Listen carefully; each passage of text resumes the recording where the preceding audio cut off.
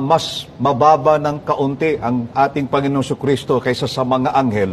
Yung mga anghel na tinutukoy ay mga tagalangit.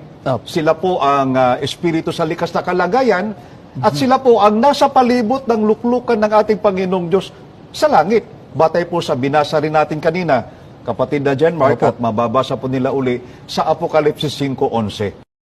Kapatid na Bobby, bakit po ang banggit ay mas mababa ng kaunti ang Panginoong Hesukristo kaysa sa mga anghel na tagalangit at espiritu po sa likas na kalagayan? Ano po ba ang tinutukoy doon sa pahayag na iyon? Ang pinag-uusapan doon, kapatid na Jan Mark, mga mahal na taga-subaybay, ay ang likas na kalagayan.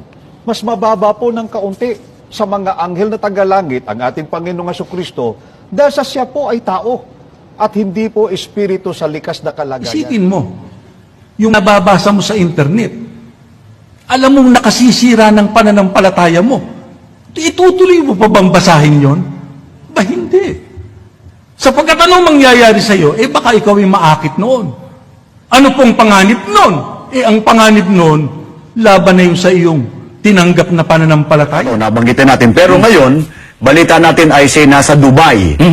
Pero madaling, sapagkat ang programang ito nakakarating po diyan sa Dubai. Ano po? Si Mr. Soriano, pag-alagala dyan, sapagkat meron siyang mga tinatawag na grand pulong, anytime, pwedeng magbalik yan. Airport ang bababaan yan. Meron tayong pwedeng kausapin na kapatid para libre sa sasakyan niya, si kapatid na Amuraw, na kakausapin natin yon para wala na siyang gasto sa sasakyan.